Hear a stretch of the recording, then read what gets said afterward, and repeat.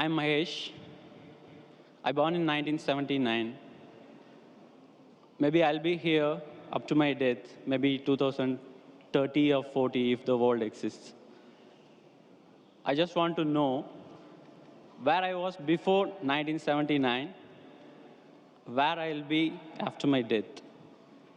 If I have been meant to be here in this world for this certain period, who am I representing? The brother asked the question that he was born in 1979 and today he's in UAE. He wants to know where will he be afterwards. He will be saying most probably be here till 2030 if the world exists. Where will he be after he dies? And who are you representing? Brother, you are representing your own self. If you have not manipulated or done some makeup or trying to hide, if you are your own self, you are representing yourself. Point number one. Where will you be after you die? Depending upon what are you following. If you follow the last and final revelation, the glorious Quran, after you die, you will be in heaven. If you go against the laws of the Creator, against the last and final revelation, the Quran, then after you die, you will be in hell. So I don't know if you accept the commandments of Almighty God today, what you did between 1979 and till the 14th of April 2012, all will be forgiven. All forgiven, zero will be forgiven. So in the past, whatever you have done in the past will be forgiven because our beloved Prophet Muhammad said, the moment a person accepts Islam, all his previous sins are washed away. So depending upon whether you follow the laws of the Creator, where will you be, I can tell you.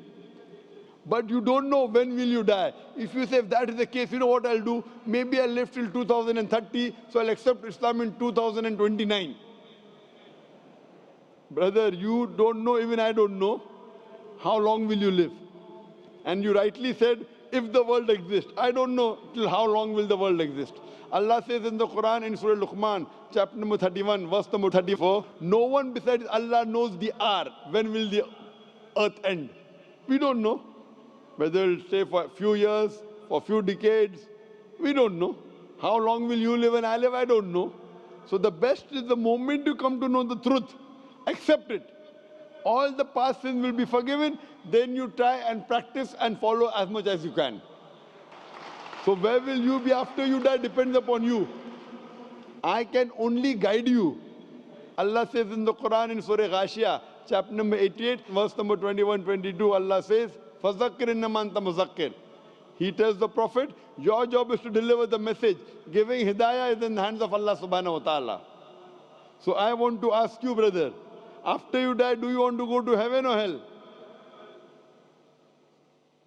After you die, do you want to go to heaven or hell? To be frank, I don't know. You don't know. Because for me, the heaven and hell is here. It's up to us.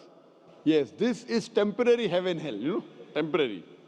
As I mentioned earlier, Quran says in Surah Mulk, chapter number 67, verse number 2, Allazi khalaqal mauta wal hayata. It is Allah who has given you death and life so that He may test which of you is good in deeds. This is a test. And an average man lives in this world for about 70 years, 60 years. Some die at the age of 20, some 50, some live for 100 years. Average maybe 60 to 70 years. So this is temporary phase. The next life is eternal. So you say heaven and hell is here. And then if you try to make this life heaven by going after luxury, enjoying life, drinking alcohol, your next life becomes hell. Because Quran, Allah says in Surah Hud that those who want this world, Allah will give you this world but will not give you in the next life. Those who care for next life, Allah will give you next life, also this life. So as a businessman, if someone tells you that I will give you little trouble, difficulties for the 70 years, next life eternal, unending, always pleasure. So this life is 0.00001% of the next life. As a businessman, you wouldn't mind saying, okay, I don't mind trouble in this couple of, small percentage. Like before the examination, you struggle, you stay awake, you don't sleep, or you sleep less. and then you appear for the examination. So that few days before that you struggle and you study, so that in future it is good for you. So similarly, brother, this life is a test for the hereafter. If you're a Hindu, if you're Mahesh, and if you believe in the Hindu scriptures, same the Veda says. If you read Rig Veda, book number 10, chapter number 16, verse number 4 to 5, talks about Punar Janam. Punar means next, Janam means life. Same thing what the Quran says about next life. So this life you come, and there's next life.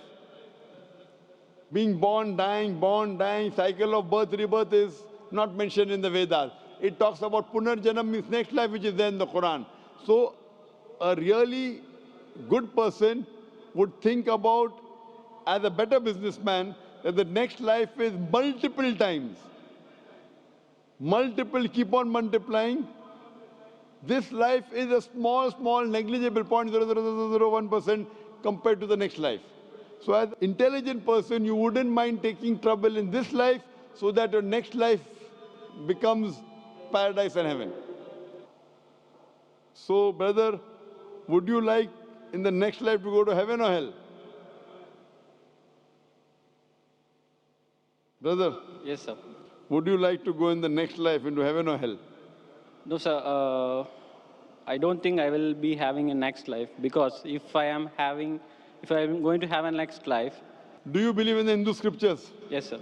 You believe? Do Not you believe in the Vedas? Scriptures, some of the points. Do you believe in the Vedas? Yes.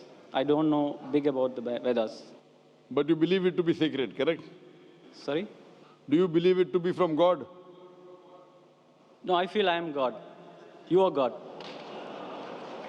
All are God. That's what Hinduism says. Aham Brahmasmi. What is the definition of God?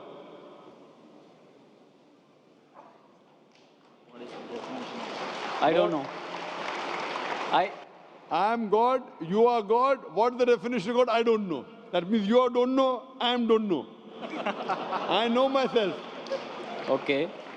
You say you are God, I am God. We all are part of God. I am asking you what is the definition of God, and you say I don't know. Are you talking English or what? I'm talking English. What is the definition of God? I cannot define, sir. Just I can feel. So without defining, you're saying you are God and I am God? But I can realize, sir. God is everywhere in all of us. What we are is God. the definition of God? Then I will say whether God is everywhere, you are God or not. First, give me the definition of God. If your definition of God is only wrong, I said, this is not God what I'm talking about. What is the definition of God? I don't know to define, sir, exactly in words. So that means you do not believe. I'm not talking about the God which you're talking about. So you should ask me what is the definition and I'll tell you. Yes, sir. Can you explain me? If you don't know what you should do, you should ask or not. Yes. So ask me, I will tell you.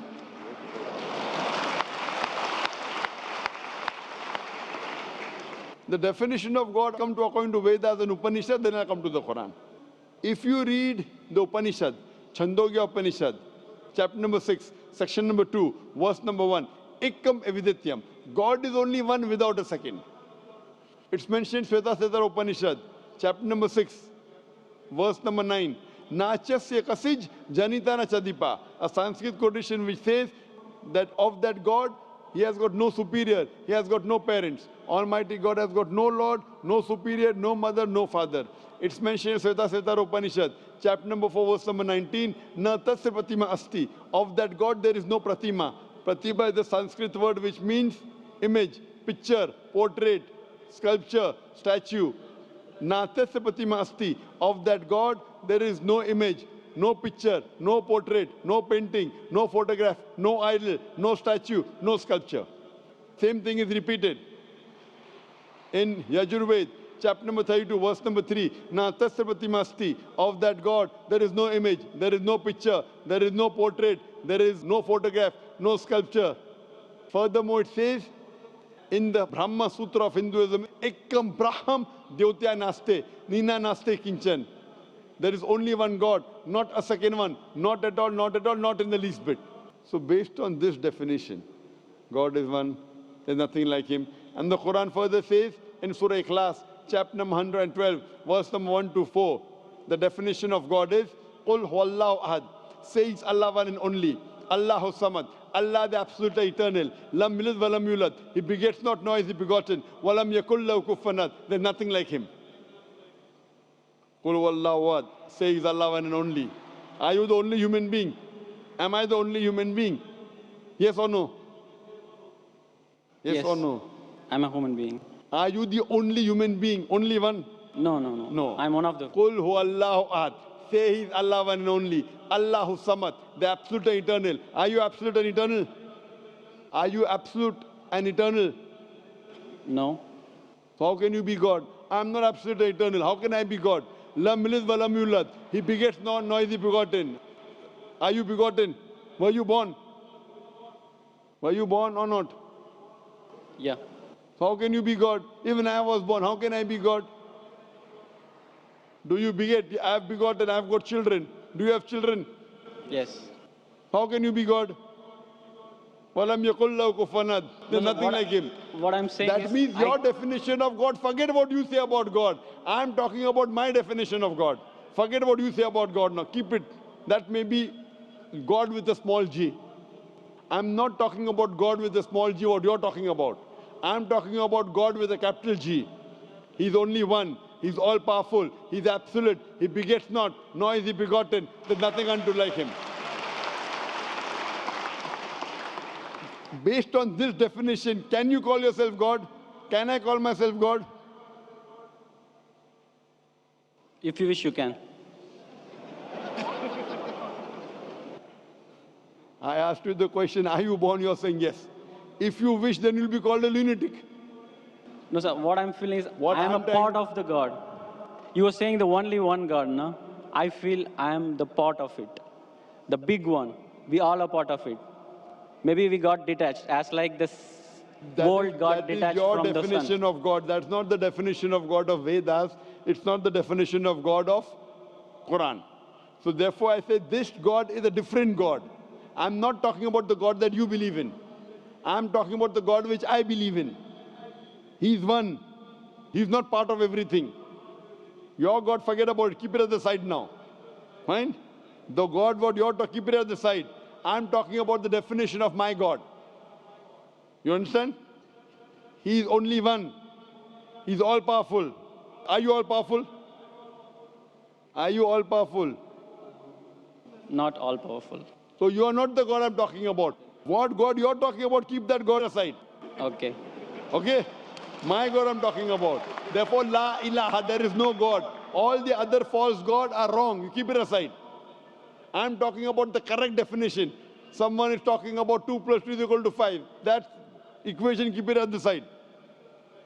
The God that I'm talking about, the entity I'm talking about, He is one. He is all powerful. He is absolute. He begets not, nor is he begotten. He is not born. He does not give birth to anyone. And there's nothing like him. He's only one. Do you believe in such a God? No, sir, I don't believe. That's the problem. That means you are not believing in the true God.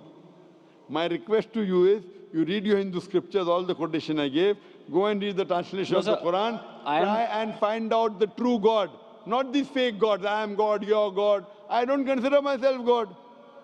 You are calling me God, so I'll say yes, I'm God. I'm not a fool to accept you that I'm God. You want to go to hell, go. I don't want you to take me to hell. I'm going to go to heaven. I want to take you to heaven. But to take you to heaven, if I agree with you that you're God and I'm God, we both will go to hell. I prefer we both go to heaven. Therefore, I request you read your scripture, the Vedas, the Upanishad, read the Quran, educate yourself, and join me. We both will go to heaven, inshallah. Thank you.